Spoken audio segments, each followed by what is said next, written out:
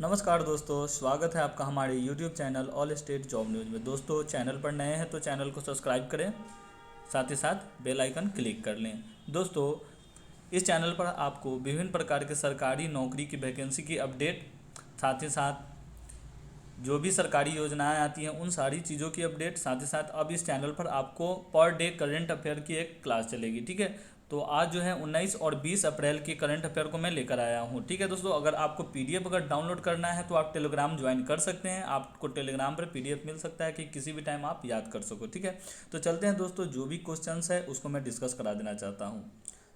देख सकते हैं दोस्तों, ये पीडीएफ है। ठीक है, सबसे पहला क्वेश्चन आप देख सकते हैं, हाल में ही आईसीसीआई की ओडीआई बल्लेबाजी रैंकिंग में कौन शीर्ष पर पहुंचा है? तो आंसर हो जाएगा बाबर आजम। कौन हो जाएगा आंसर? बाबर आजम। प्रश्न संख्या दूसरे को हम देखते हैं, लॉरियस वर्ल्ड स्पोर्ट्स अवार्ड 2021 की मेजबानी कौन करेगा? तो दोस्तों, इसका आंसर क्या हो जाएगा? तो स्पेन मेजबानी करेगा। दो का आंसर हो जाएगा स्पेन मेजबानी करेगा। लॉरियस वर्ल्ड स्पोर्ट्स अवार्ड्स 2021 की मेजबानी कौन करेगा? तो स्पेन करेगा। तीसरे नंबर प्रश्न की ओर चलते हैं, एस्ट्राजेनेका वैक्सीन को छोड़ने वाला यूरोपियन यूनियन का पहला देश कौन बना है? तो आंसर हो जाएगा डेनमार्क। क्या हो जाएगा आंसर? तो डेनमार्क हो जाएगा। डेनमार्क क्या बना है? तो एस्ट्राजेनेका वैक्सीन को छोड़ने वाला यूरोपियन यूनियन का पहला देश बना है। प्रश्न संख्या चौथे को देखते हैं, किस देश को $1 बिलियन से अधिक का वित्त पोषण मिला है? तो बांग्लादेश को यह मिला है। किस देश को मिला है? तो बांग्लादेश को $1 बिलियन से अधिक का वित्त पोषण मिला है। ठीक है दोस्तों, अब चलते हैं प्रश्न संख्या 5वें की ओर। के माधवन को किस कंपनी का अध्यक्ष नियुक्त किया गया है? के माधवन को किस कंपनी का अध्यक्ष नियुक्त किया गया है? तो स्टार इंडिया। ठीक है दोस्तों, कौन? तो स्टार इंडिया कंपनी का अध्यक्ष नियुक्त किया गया है। प्रश्न संख्या 6 को देखते हैं दोस्तों। ठीक है, विश्व हीमोफीलिया दिवस कब मनाया गया है? तो हाल में ही 17 अप्रैल के दिन विश्व हीमोफीलिया दिवस मनाया गया है। चलते हैं दोस्तों 7वें प्रश्न की ओर। किस राज्य ने पोषक तत्वों के भरपूर फल सब्जियों की नई किस्में उगाई है? तो पंजाब ने उगाई है। किस राज्य ने? तो पंजाब ने उगाई है। टाटा कंज्यूमर, प्रश्न संख्या 8वां, टाटा कंज्यूमर प्रोडक्ट्स ने किसे अध्यक्ष के रूप में नामित किया है? तो पुनीत दास। जैसा कि मेरे कल के करंट अफेयर में भी ये था, पुनीत दास को टाटा कंज्यूमर प्रोडक्ट्स ने अध्यक्ष के रूप में नामित किया है। प्रश्न संख्या 9, अमेरिका ने किस देश के साथ मिलकर हाइड्रोजन टास्क फोर्स शुरू करने की घोषणा की है? तो यह भारत के साथ मिलकर अमेरिका ने हाइड्रोजन टास्क फोर्स शुरू करने की घोषणा की है। अमेरिका ने किस देश के साथ मिलकर हाइड्रोजन टास्क फोर्स शुरू करने की घोषणा की है? तो भारत के साथ मिलकर शुरू करने वाली है। प्रश्न संख्या 10वें को देखते हैं, विश्व धरोहर दिवस कब मनाया जाता है? तो दोस्तों, यह 18 अप्रैल के दिन मनाया जाता है। ठीक है, कब मनाया जाता है? तो 18 अप्रैल के दिन विश्व धरोहर दिवस मनाए जाते हैं। चलते हैं दोस्तों, अब 20 अप्रैल के जो भी करंट अफेयर उसको भी मैं बता देता हूँ। दोस्तों, अगर वीडियो पसंद आया है तो लाइक कर दीजिएगा। ठीक है, प्रश्न संख्या एक नए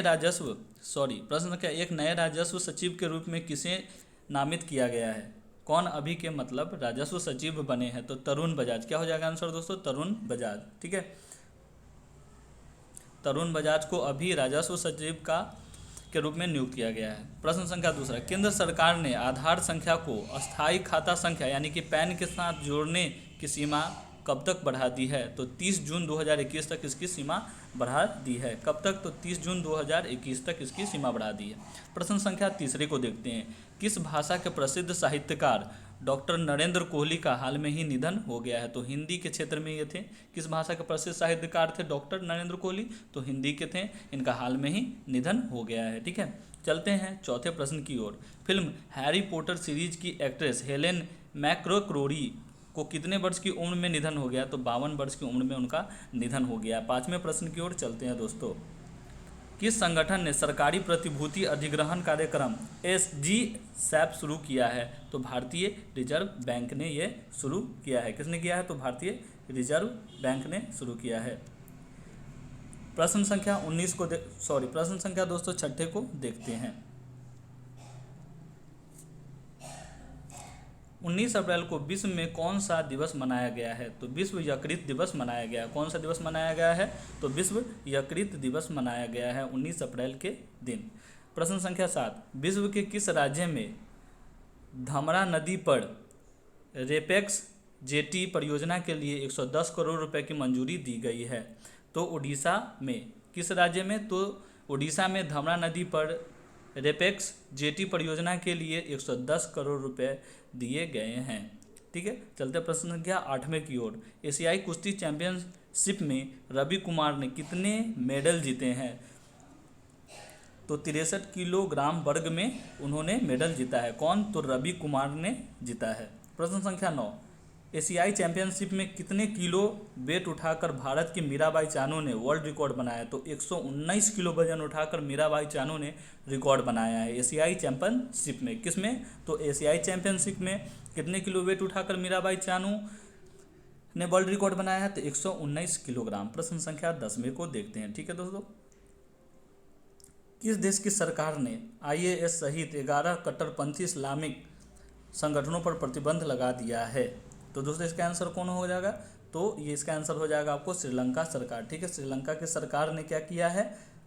तो IAS सहित 11 कट्टरपंथी इस्लामिक संगठनों पर प्रतिबंध लगा दिया है। दोस्तों अगर आपको वीडियो पसंद आया तो लाइक कर दीजिएगा, साथ ही साथ अपने दोस्तों तक शेयर कर दीजिएगा। ठीक है दोस्तों, कल के करंट अफेयर को मैं कल को डिस्कस करा दूंगा। धन्यवाद।